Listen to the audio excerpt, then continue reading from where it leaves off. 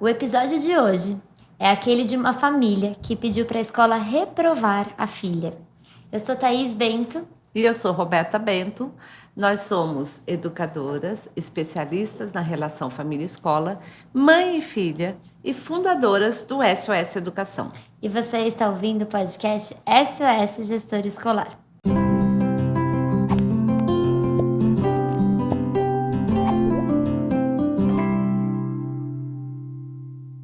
E como de tédio, não tem perigo, que ninguém da área de educação jamais vai morrer, nós podemos morrer de susto. Qual é o susto do episódio de hoje, Thaís? Bom, nós temos hoje um caso muito recorrente nas escolas, que é esse, principalmente depois da pandemia. Que é esse dos pais quererem que os filhos sejam reprovados, que a escola reprove o filho mesmo quando, pela escola, o filho poderia passar de ano. E então, vou contar aqui uma situação que a gente recebeu de uma diretora de escola, mantendo anônimo o nome dela, o nome da escola também. Antes de explicar essa situação e de ler direitinho do jeito que ela mandou pra gente, vou falar de um parceiro nosso que ajuda muito os gestores de escola a liberarem o tempo, a energia que eles precisam para lidar com os desafios do dia a dia da escola, cuidando da parte financeira da escola. O Isaac é a maior plataforma de soluções financeiras feita para escolas, apoiando a Secretaria Escolar nos processos do dia a dia e garantindo a previsibilidade financeira.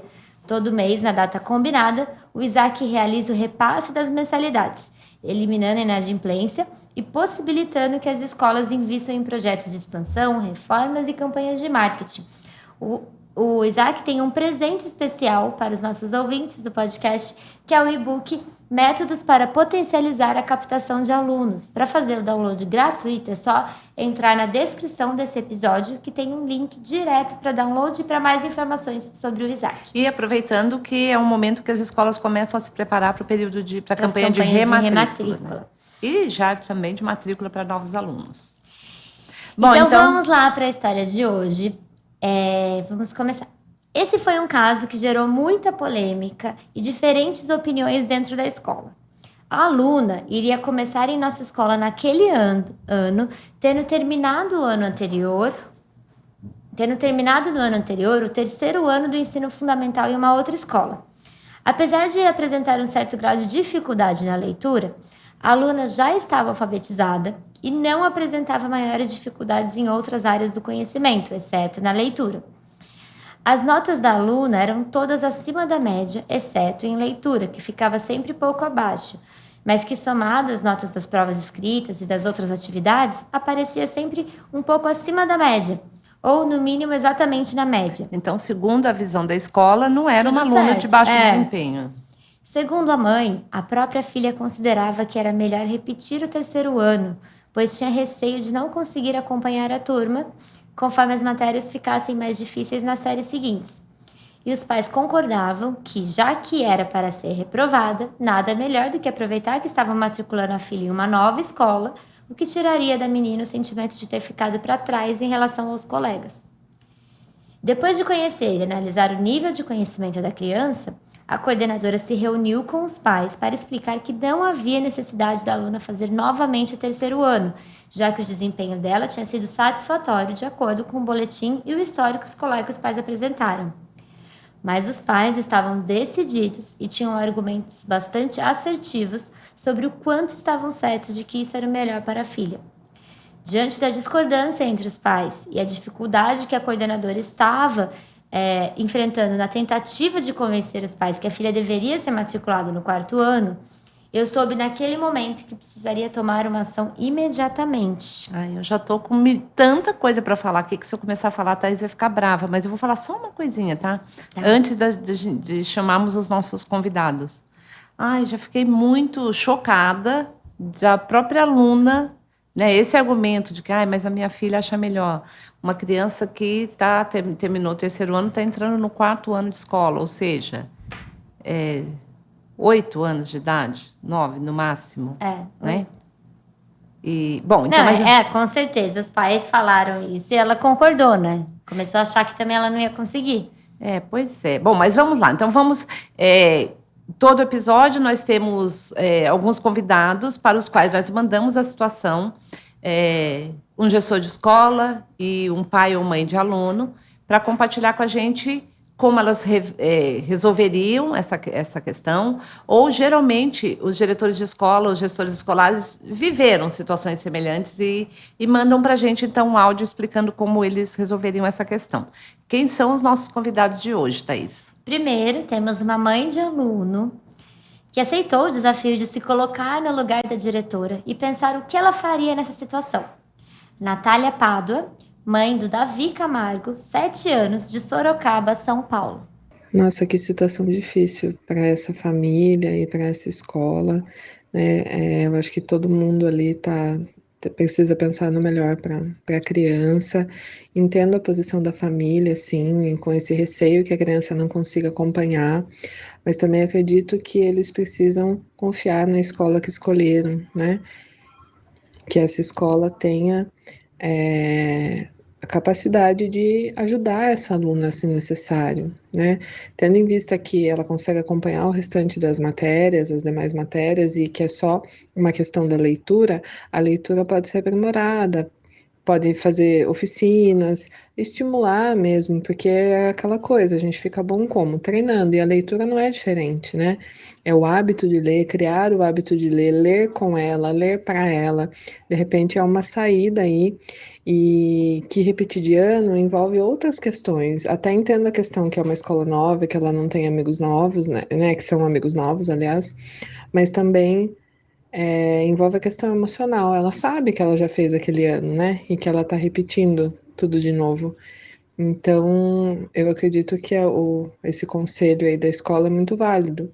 E também acredito que os pais podem sim pedir ajuda, né? Tendo em vista que ela vai para a 4ª série, eles podem pedir instruções de como auxiliar e pedir auxílio da própria professora, né? Para aprimorar essa leitura dela. Obrigada, Natália. E, gente, olha, eu acho que assim, eu estou aqui me perguntando de onde a Paola nos ajuda a tirar tantos pais conscientes, equilibrados. Plenianes. Não, eu sei de onde. Do SOS Educação. Do SOS Educação. Não, mas... Quem segue o SOS Educação está muito consciente. Não, Natália, obrigada. É isso mesmo, ela falou a palavra de chave, confiança na escola. É isso, né? Eu acho também, que foi uma fala fundamental que a Natália trouxe, que assim, a partir do momento que você escolheu a escola, tanto é que quando eu ia falar a palavra de ouro, e falei chave, e falei palavra de chave, mas era isso. Então palavra de chave ou palavra ouro. Palavra de ouro ou palavra chave. Tá bom, gente. Até esqueci dizer a palavra-chave é confiança. E eu acho que é muito legal a Natália ter trazido isso, porque a gente recebe muito questionamento sobre como escolher a escola do filho. E eu e a Thaís sempre falamos, a primeira coisa que você precisa é confiar na escola que você escolheu. Mas... Tá bom, de qualquer jeito, parece, nesse caso, que tem uma série de questões aí, mas a gente ainda não precisa ouvir a diretora da escola, né?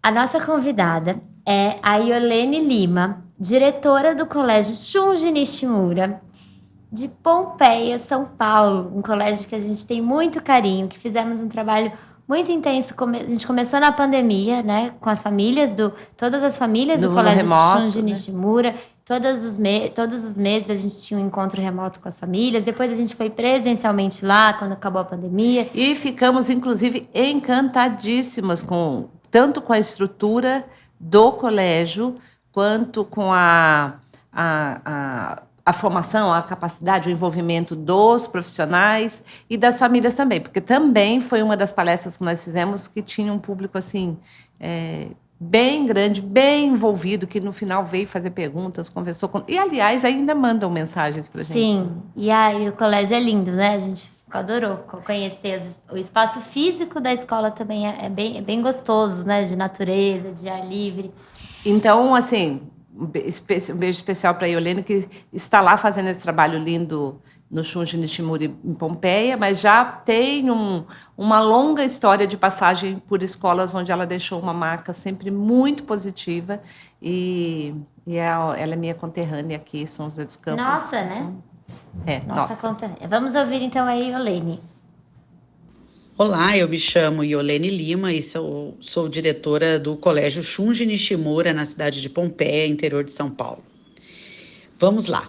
Primeiro, a gente há de se fazer aqui uma ponderação a respeito de qual o propósito, de qual a missão de um colégio, de uma escola no século XXI. Para nós que estamos vivendo a era da transformação digital, o propósito maior de uma instituição escolar, de um colégio no século XXI, é ensinar os estudantes a aprenderem a aprender. Nós, com o passar dos anos, infelizmente, nós desaprendemos o ato de aprender. Então, com a informação de fácil acesso hoje, com a informação na velocidade que ela está hoje, não se concebe mais instituição escolar, uma instituição acadêmica, como um depositório de conteúdos, ou como um repositório até de conteúdos, ou como um lugar apenas para a transmissão de conteúdos. Não se concebe mais isso. Partindo dessa premissa, eu conversaria o seguinte com esta família, que primeiro, que os atos legais de uma escola são pautados na sua proposta pedagógica, no seu regimento escolar, que estão amparados em legislações estaduais e federais.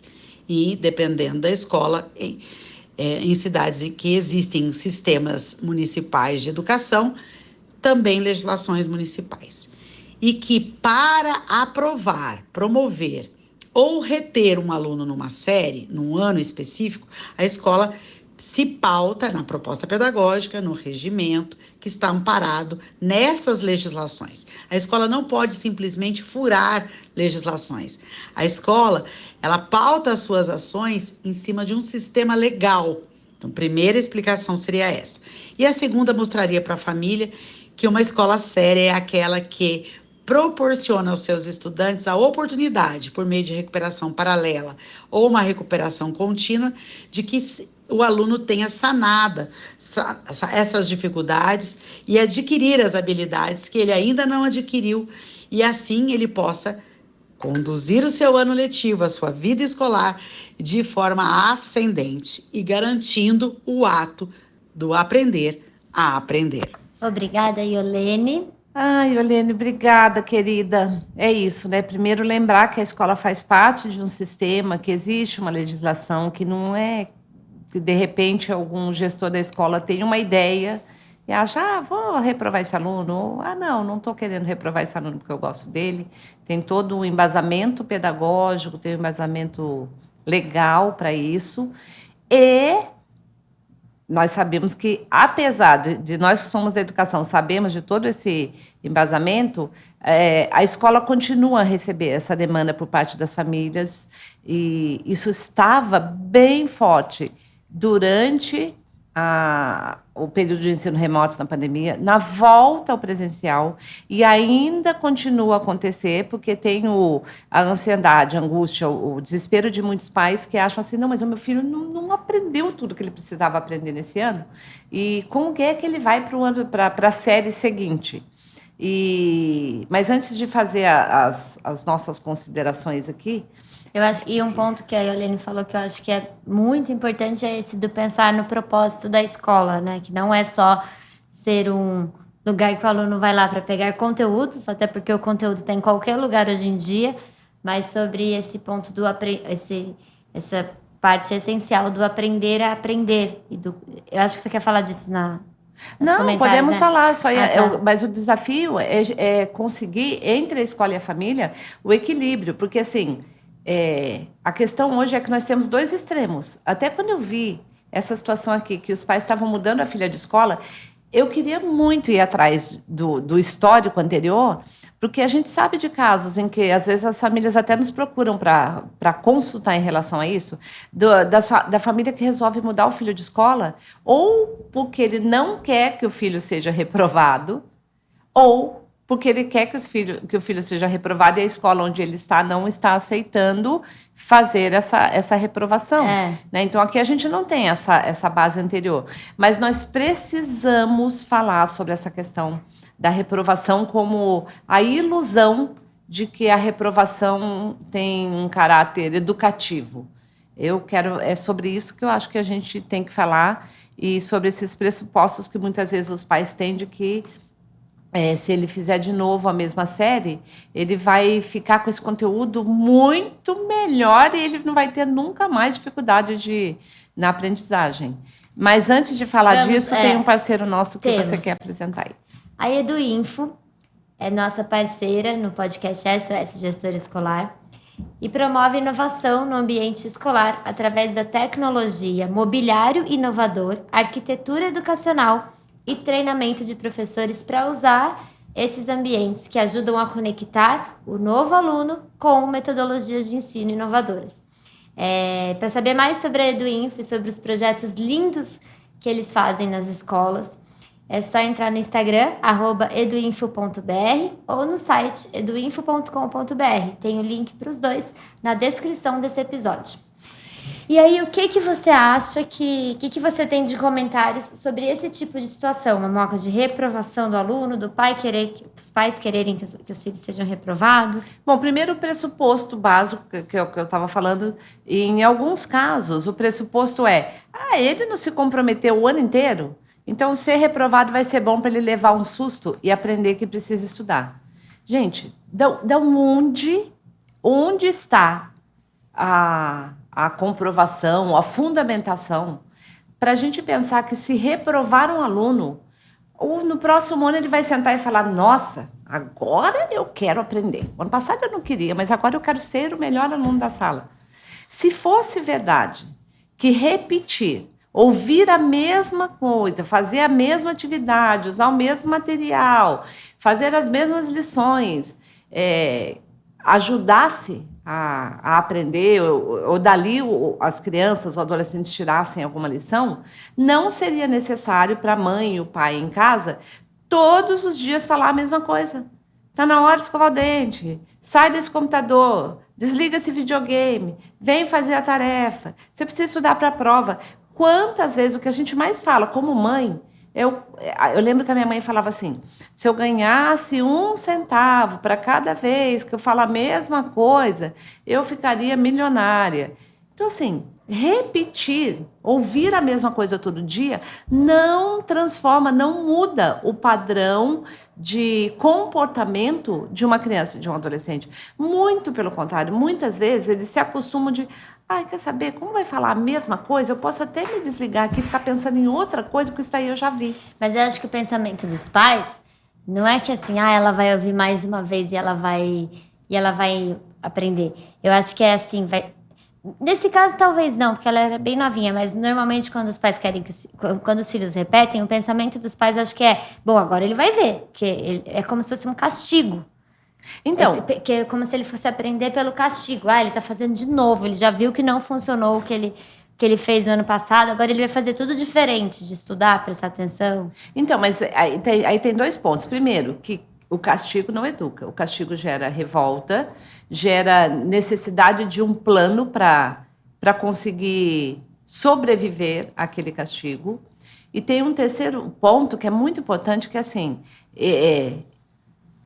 o castigo colocado dessa maneira, principalmente como uma reprovação, que vai te levar para conviver com uma turma de alunos mais novos, vai te levar para uma situação muitas vezes, de tédio, porque assim, nossa, de novo, isso aqui eu já lembro que eu já vi.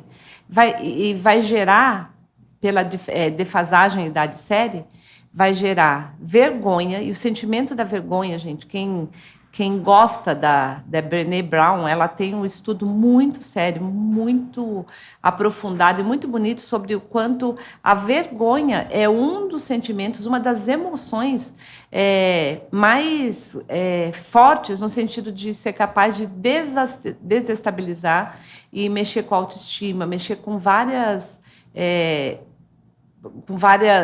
fatores fundamentais para uma vida emocional saudável. Inclusive, vamos colocar as referências de algumas indicações de materiais da Brené, tanto livro quanto série, que são super legais, tanto para assistir você, gestor escolar, quanto para usar também informações com os professores, indicar para as famílias. A boa notícia é que no caso eu não falei, vamos colocar na newsletter.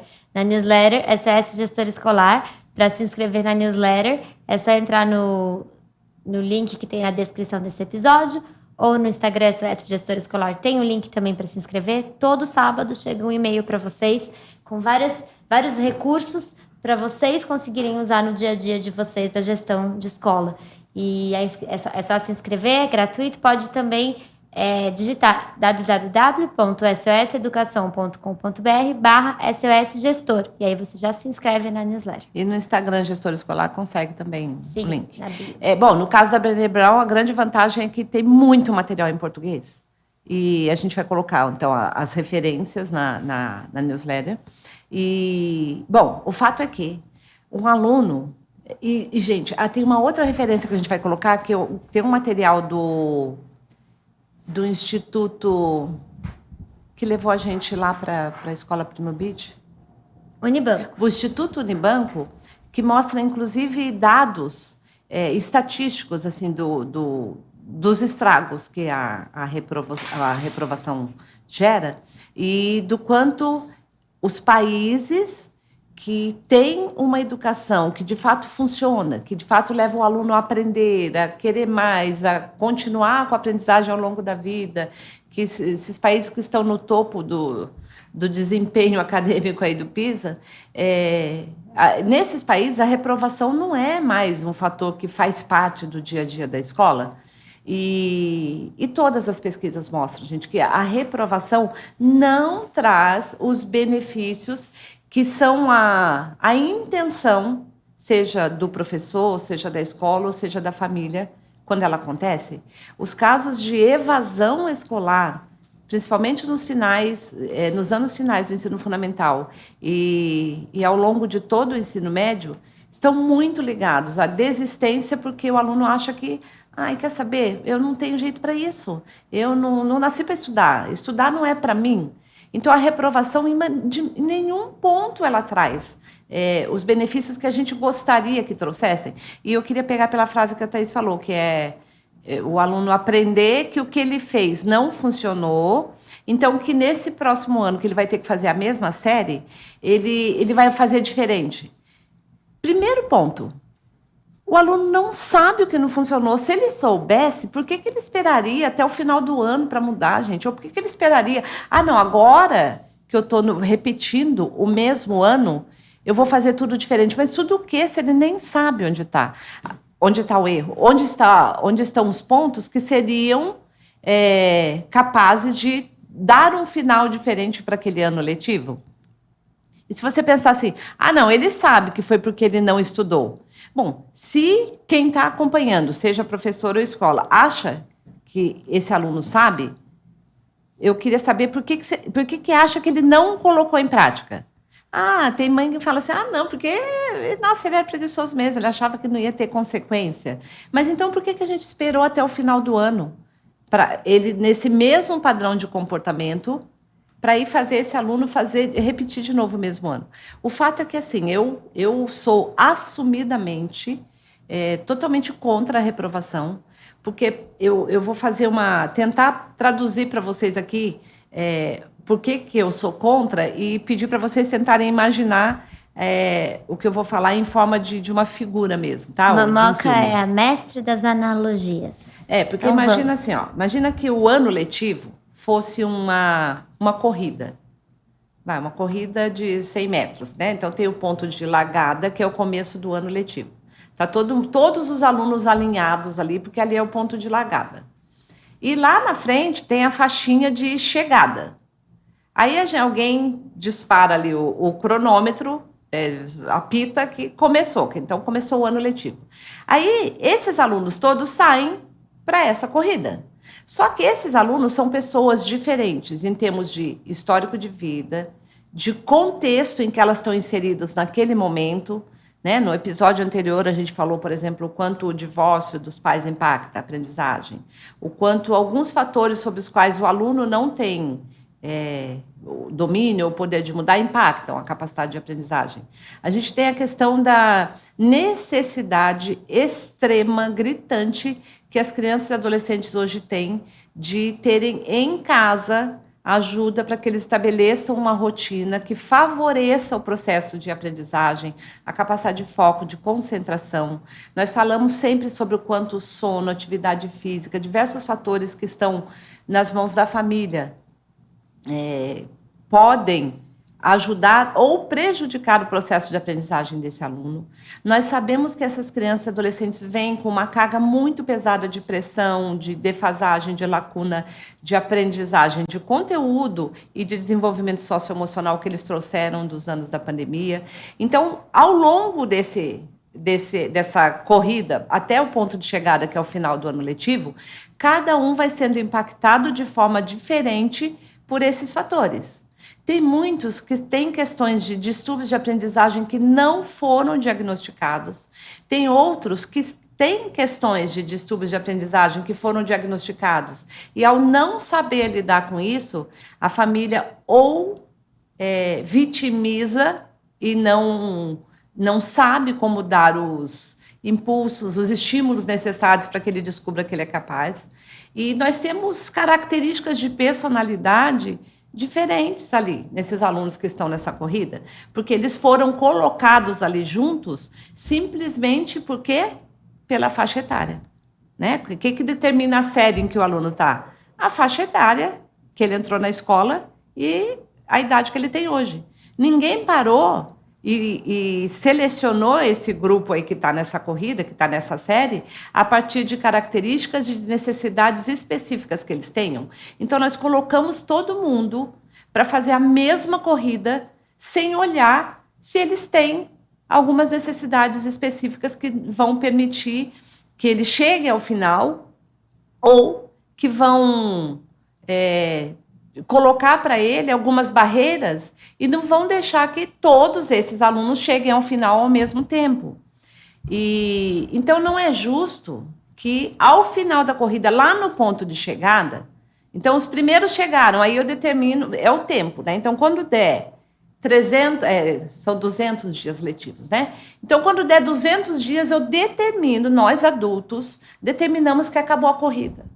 É isso que acontece, é como se alguém fizesse essa corrida por tempo, tá? Então, deu 200 dias, acabou a corrida. Aí, o que eu faço? Todos os alunos, e eu já vou ficar com vontade de chorar de novo, porque todos os alunos que conseguiram ir até a linha de chegada, palmas, eles foram aprovados e eles podem ir para o ano seguinte. Os alunos que ficaram ao longo do caminho, ou seja, não conseguiram chegar lá, foram aprendendo algumas coisas, mas foram sendo barrados ao longo do caminho, no sentido de que eles não conseguiram dominar alguns conteúdos. Eu pego todos esses alunos que estão pelo meio do caminho, pego todo mundo e no ano seguinte eu puxo esses alunos e coloco no mesmo ponto de partida. Gente, isso é justo? É justo eu fazer um aluno que estava lá, faltando pouquinho para ele conseguir chegar, ou que estava no meio do caminho? É justo eu pegar esse aluno e colocar no começo da corrida de novo? E tudo aquilo que ele conseguiu caminhar, eu jogo fora? Porque quando a gente reprova um aluno, a gente está fazendo isso. Eu estou colocando ele no começo da linha de partida da corrida, sendo que ele tinha andado já metade, 70%, ou só 40%, ele tinha aprendido alguma coisa. Na verdade, talvez você coloque até ele, você puxe ele para o começo e ainda põe ele um pouquinho mais atrás de quem está começando ali a corrida com ele, quem está começando a corrida naquele ano? Porque então, o aluno que repetiu, não é que ele parte do mesmo ponto dos alunos que estão começando o ano com ele parte de um ponto mais anterior, porque ele ainda tem que lidar com todas as questões psicológicas, emocionais de estar fazendo aquele ano de novo. Exato. Então, o que vai acontecer? Isso impacta muito o aprendizado, ou seja, o rendimento dele vai ser pior ainda. A tendência é que às vezes os pais têm ilusão de pensar, como ele já viu essa matéria, tá vendo de novo, agora ele vai melhor. Mas não, normalmente o rendimento continua abaixo ou fica ainda pior. E aí, em relação a isso que você falou, eu queria aproveitar que é muito legal isso que você falou, filha, de colocar, você está colocando talvez um pouquinho antes, não, você está colocando junto com todo mundo, só que a hora que der a largada, esses alunos que estão começando aquela série pela primeira vez, eles têm uma disposição, uma crença neles mesmos, um estímulo de, nossa, vida nova, ano novo, conteúdo novo, o que será que vem pela frente, aquela, como que a gente fala, que é positivo, o sentimento de antecipação, né? Aquela curiosidade, ansiedade, expectativa de o que será que eu vou aprender ao longo desse ano? Esse aluno que está ali pela segunda vez, para ele assim, nossa, eu já sei inclusive que eu vou passar de novo pelas mesmas dificuldades daquela matéria que eu não consegui entender nada o ano passado. Então é essa a desvantagem. Mas eu acho que, pensando nessa analogia, eu acho que hoje a gente está num ponto da educação que muitas escolas, muitas instituições já têm essa consciência, né? E a dificuldade hoje... E tem uma legislação também que hoje, né, prevê... Que já pensa em tudo isso. Até o formato de avaliação de muitas escolas hoje já está mudando.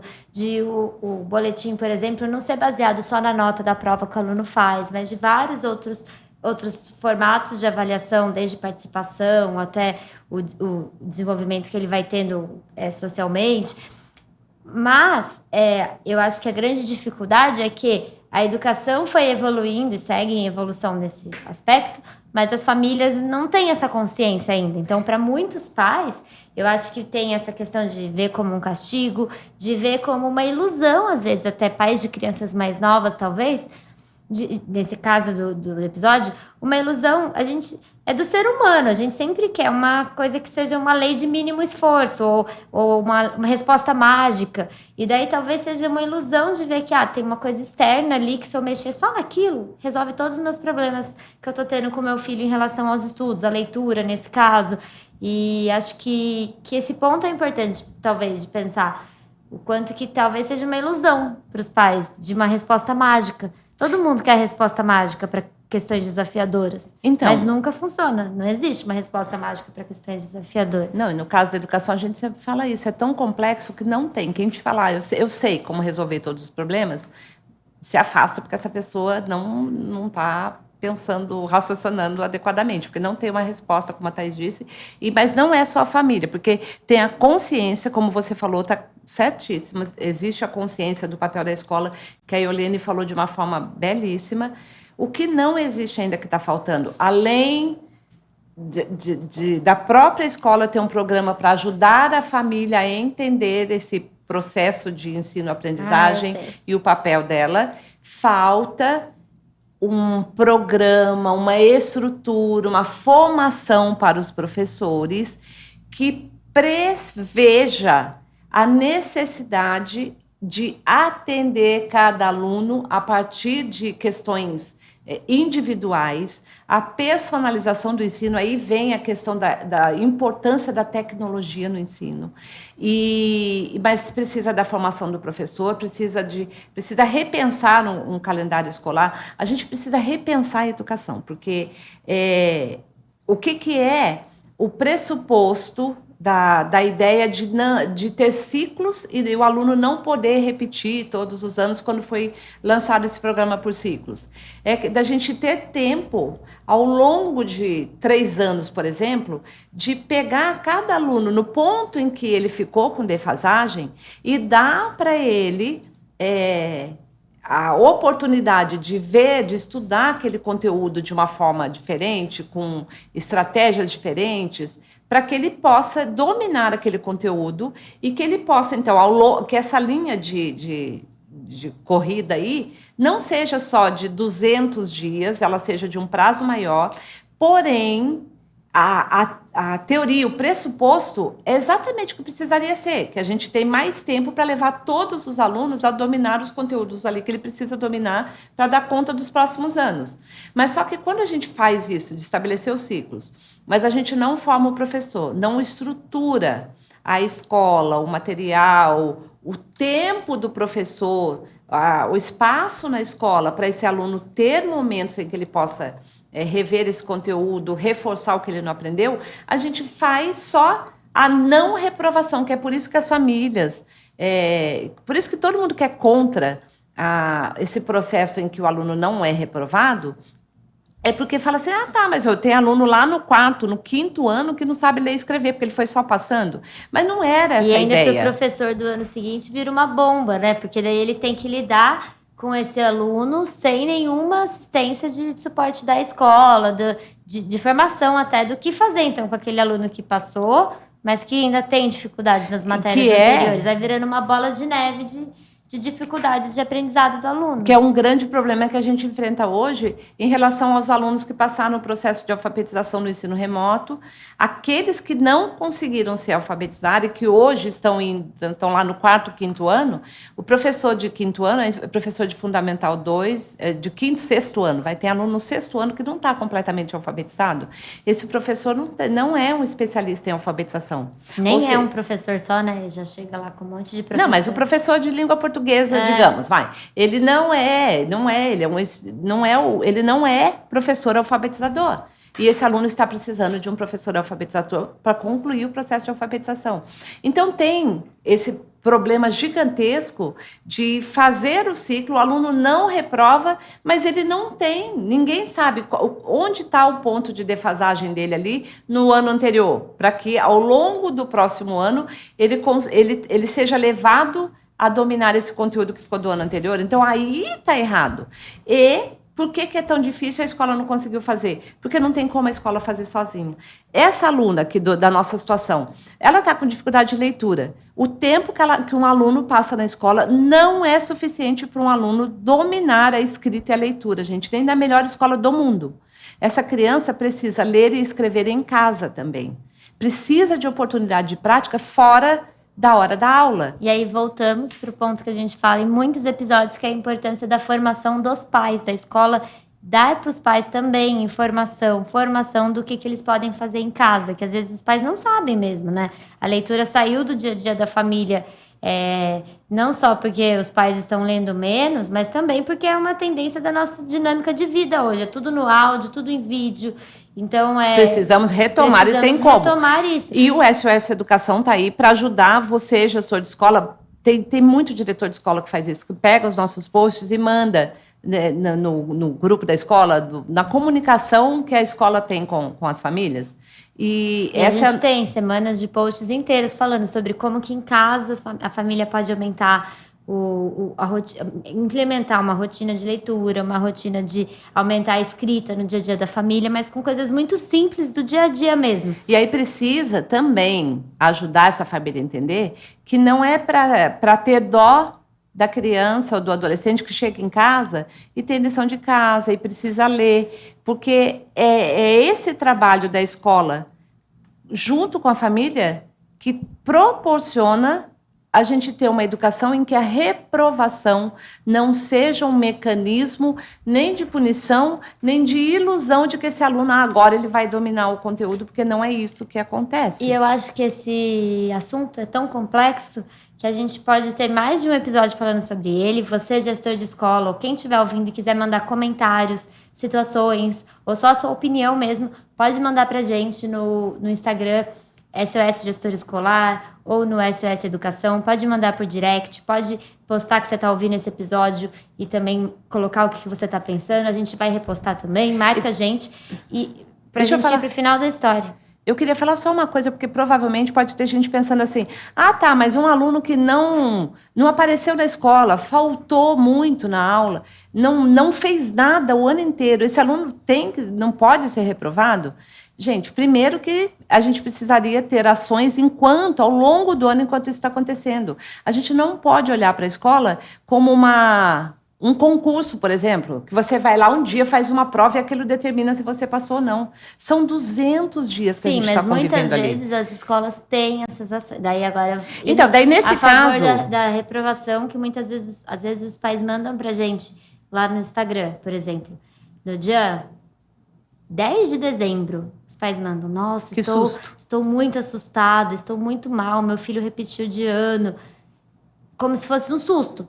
Nunca a reprovação vai ser um susto, porque é um processo que vem acontecendo é a consequência de um processo que vem acontecendo durante todo o ano. Então, em muitos casos, as escolas tentam chamar o aluno, tentam chamar a família, tentam fazem isso. Elas fazem, não é que elas estão fazendo isso. Elas fazem, mas às vezes a família não vai, o aluno continua não entregando as atividades, continua não respondendo aos pontos que a escola vai pedindo. E aí, a reprovação é a solução. Então, não dá para passar esse aluno sem... É diferente. Esse aluno, ele não saiu para a corrida. Ele decidiu sentar ali e não caminhar. Então, a escola mantém essa comunicação toda com os pais. E esse aluno está repetindo? Ele não está repetindo. Não. E não é a mesma coisa de um aluno que foi até um ponto e não conseguiu. Mas esse aluno, de fato... reprovação, é mais um tipo de reprovação. Mas esse é diferente de reprovar um aluno porque ele não aprendeu um conteúdo ou reprovou numa série ou não aprendeu tabuada. Não é de sentar de novo na carteira da escola que ele vai aprender tabuada, é desse esforço conjunto. Sim. Então, é isso que a gente quer colocar. É esse tipo. O aluno que não fez, que faltou, que ficou doente, que não cumpriu aquele ano letivo, ele não está repetindo o ano. Ele está fazendo o ano letivo que ele não fez no ano anterior. Então, vamos para o final da história. Saber como a diretora que viveu essa situação conseguiu dar um final feliz para essa história. Quem está assistindo o nosso episódio pelo YouTube ou Spotify pode ver que nós estamos com equipamentos da Lenovo. São um ponto de agradecimento. Obrigada, Lenovo, que tem uma linha especial para educação. Para saber mais, é só entrar na descrição desse episódio. Tem um link lá da Lenovo, você pode preencher um formulário e uma equipe da Lenovo Educação entra em contato com você para te ajudar a pensar qual a solução da Lenovo Educação para a sua escola. Vamos lá. O que aconteceu no final da história? Essa agora é a história real, tá, gente? Da diretora que mandou pra gente a situação. Conversei com os pais, marcamos uma próxima reunião durante a qual ajudamos os pais a fazerem uma lista dos prós e contras de reprovar a aluna. Acabamos por fazer 2 listas, uma com a visão dos pais e outra com a nossa visão da escola. Em seguida, fizemos a mesma dinâmica com a aluna, com a participação de 2 professoras. Para nossa surpresa, tanto a mãe quanto a filha tinham bastante clareza sobre os impactos da reprovação. A menina estava realmente convencida de que não queria começar na escola nova indo para a 4ª série sem a segurança de que conseguiria superar os novos desafios que viriam. Não somente na leitura, 4ª série não, né? Eu desconcentrei aqui porque é 4º ano que eu acho que ela quis colocar. A menina estava realmente convencida de que não queria começar na nova escola indo para o 4º ano, sem a segurança de que conseguiria superar os novos desafios que viriam, não somente na leitura, que era seu ponto fraco, mas nas outras matérias, que seriam mais difíceis do que no 3º ano. Ela também queria aproveitar que ainda não era conhecida na escola para aprender melhor os conteúdos do 3º ano, sem correr o risco de ser rotulada como repetente. Percebemos que o risco e os desafios seriam de fato maiores caso ela fosse para o 4º ano, já que a aluna e os pais passariam um ano tentando nos provar que estavam certos desde o início. Concordamos, então, com uma certa relutância, em matricular a aluna no 3º ano. Mantivemos entre nós a informação de que ela estava repetindo esse ano.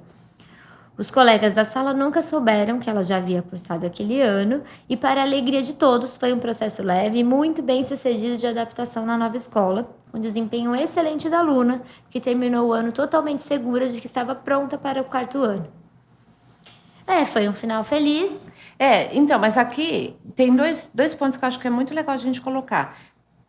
Tá mais do que óbvio de que a filha assimilou esse ponto de que ela não ia conseguir fazer o 4º ano por essa pequena defasagem que ela tinha na leitura. E, então, assim, moral da história. A expectativa que os pais colocam para os filhos em relação à capacidade que eles têm de superar desafios, essa expectativa dos pais em relação aos filhos, produz o resultado que essa expectativa gerar. Então, assim, tem um ditado que fala assim, tanto se você achar que você consegue, quanto se você achar que você não consegue, você está 100% correto. Porque é a sua expectativa que vai produzir o resultado final do que você vai fazer. Então, nesse caso, a menina já estava convencida de que ela não conseguiria. Mas o fator vergonha está tão claro aí que a menina não queria que ninguém soubesse que ela estava fazendo novamente. Ela queria aproveitar que ela não era conhecida. E, o segundo ponto que eu queria colocar, nós precisamos tirar a cultura do bestinha, que assim, eu quero que meu filho seja o melhor. Por isso, ele tem que ser reprovado, porque eu quero que ele tire 10 em leitura no ano que vem. Nossos filhos não precisam ser os melhores da sala, eles precisam ser... Bestinha de best em inglês, né? Eles precisam ser as crianças ou adolescentes que conseguem conviver, se integrar, ter empatia, gostar deles mesmos, se esforçar, sentar para se esforçar para estudar. Não é a nota de uma prova que reflete quem seu filho é o quanto ele senta ali na consistência de estudar sempre. O resultado é uma consequência. E não é a nota que determina se seu filho é bom ou não. E não é um aluno que tira 10 em tudo. Ele pode ser um aluno que está dominando aquele conteúdo, mas não está conseguindo conviver, não está conseguindo ser feliz. Em algum ponto isso vai eclodir. Então, eu acho que essa questão da expectativa positiva é o que também é importante em relação à escola, né, os professores passarem para os alunos, e a gente precisa repensar essa cultura de que a nota reflete quem o aluno é ou a capacidade que ele tem de superar os desafios que virão. Essa questão da reprovação é um desafio. Conseguir atender os alunos de forma personalizada é um desafio gigantesco. Existem parceiros, tecnologia, metodologias para isso. Os professores precisam ser formados. E eu vou ter que parar de falar, senão daqui a pouco a Thaís vai me dar uma dúvida. Não, é isso, gente. Muito obrigada para quem ouviu com a gente até agora. Postem. Se quem quiser postar que está ouvindo, marcar a gente vai repostar.